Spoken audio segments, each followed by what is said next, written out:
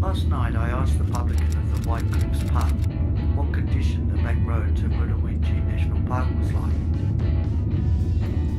I told him the type of car we were travelling in, and he answered by saying, if I'm used to driving on outback roads, there shouldn't be any problems.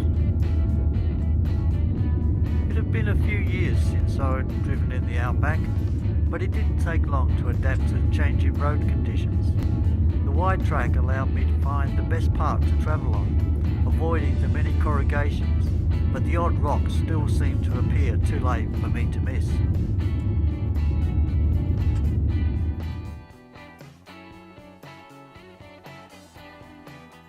When we arrived at Williams Creek, I was surprised to see large banks cut into the landscape. The amount of water necessary to erode the soil to this condition must have been huge. It was proof that at certain times of the year you just cannot travel in this area. Although the creek was dry, we could see where animals had dug into the creek bed to find water.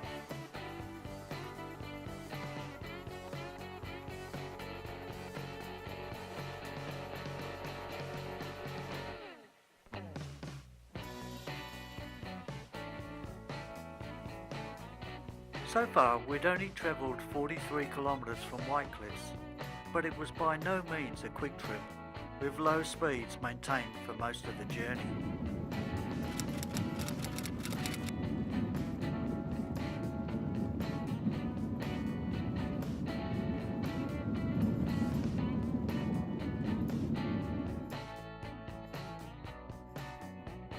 It's creek crossings like this where you have to slow down, especially if you're in a sedan, because you can scrape the bottom of the car if you take it too fast. We'd been driving for a number of hours by now, and these two emus were the first sign of life we'd seen since leaving White Cliffs. To make a comment on track conditions, you have to take into account what motor vehicle you're in. An experienced 4x4 driver would call this an easy track. I found it stressful because of the many rocks hitting the bottom of my car like the devil was trying to get in. There was still over 100 kilometres to go before we reached the national park, so I still wanted to maintain a reasonable speed, but dips in the road and corrugations had me gripping the wheel like a vice.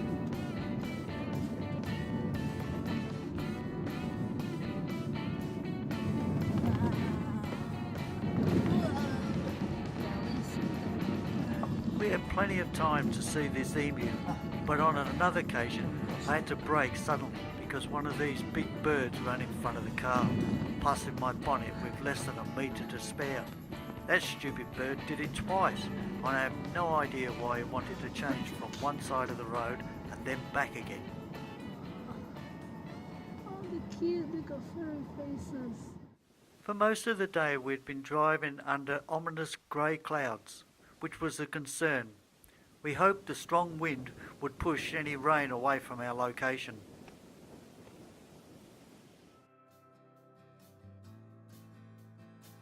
At the turn off to Murruwinji National Park, we decided to take a break from driving, which also gave me a chance to see if there was any damage to the car.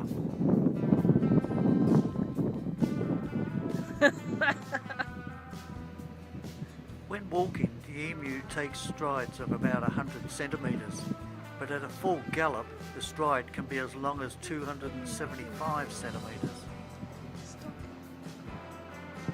The females are usually larger than the male bird, reaching nearly 2 metres at the top of the head, and can weigh as much as 60 kilos.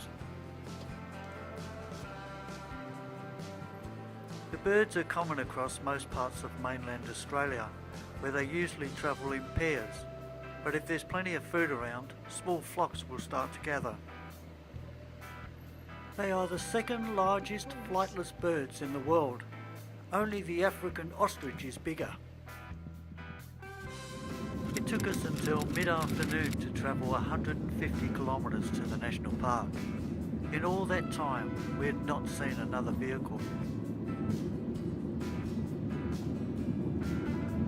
And the main reason why we're at Murruwinji is because way back in the 1990s, me and the two children put a time capsule at the top of this cliff, which you'll see in a minute, and we hope, and I hope, it's still there.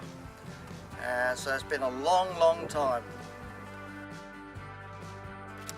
Okay, where that large rock is where we're going to climb up, and then we're going to place the canister with our names and ages and the date.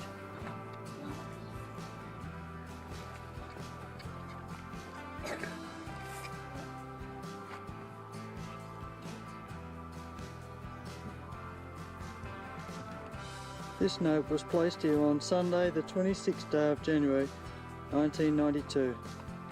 Members of the Uinton family from Victoria involved are Colin Uinton, Stacey Uinton and Reese Uinton. It's in there.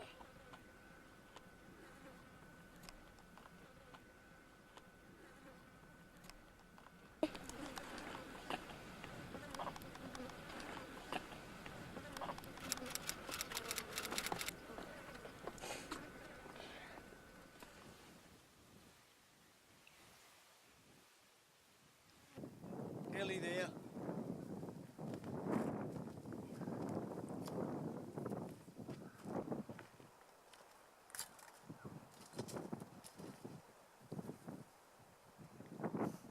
It had been over 20 years since I'd been on this ridge, and the chances of finding an old film canister was a bit far-fetched. Crazy people.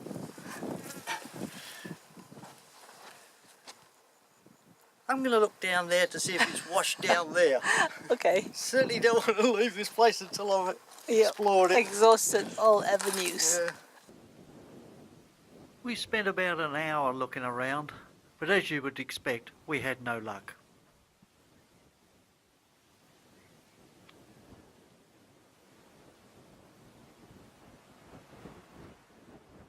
Over so many years, there's a good possibility that it might have been washed out of the area. So I'm going to start looking down below to see if there's a canister just hanging around on the ground. Don't think But so. at this stage, I certainly can't find what it's supposed to be.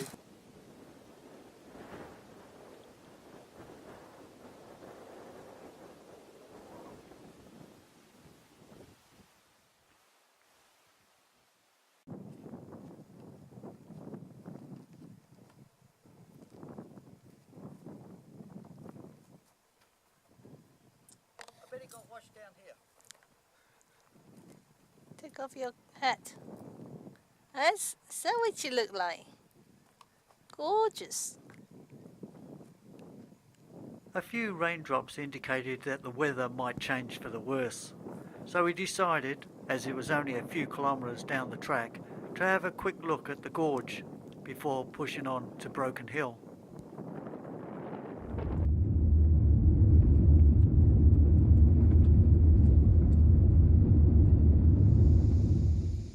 At the creek crossing, I found myself in the wrong type of vehicle again.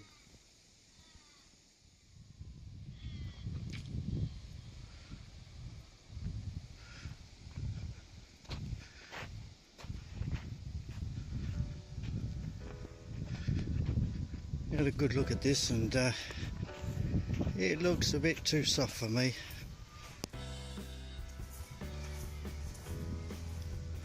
And I'm positive my car would get bogged here. Way back in 1992, my two children and I did manage to get to the gorge. There's a rock pool at the end of the gorge, and it didn't take long to realise that the local wildlife was taking advantage of the water.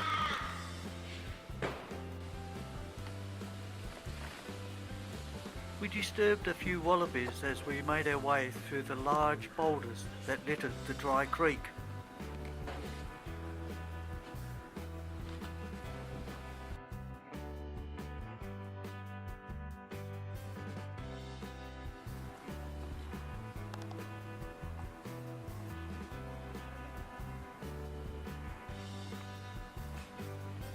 We also saw a family of feral goats negotiating the cliffs, which showed that not only native animals were living in the area.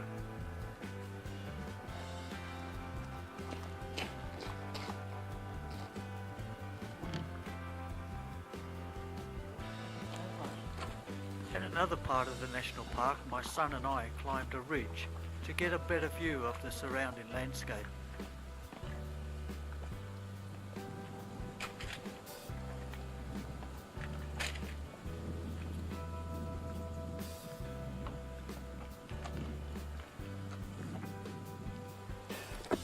Get to the top. What there is to see.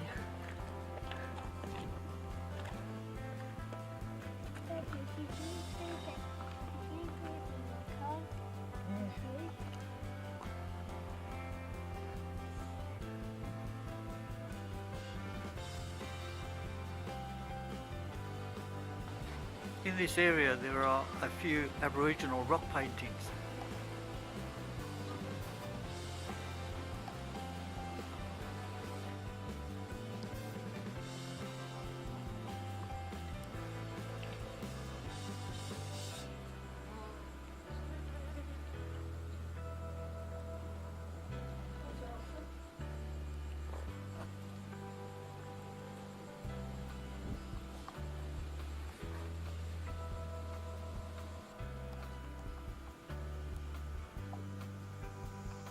This mark was left on the cliffs by William Wright, who was recruited as a member of the support group to the ill-fated Burke and Wills expedition in 1860.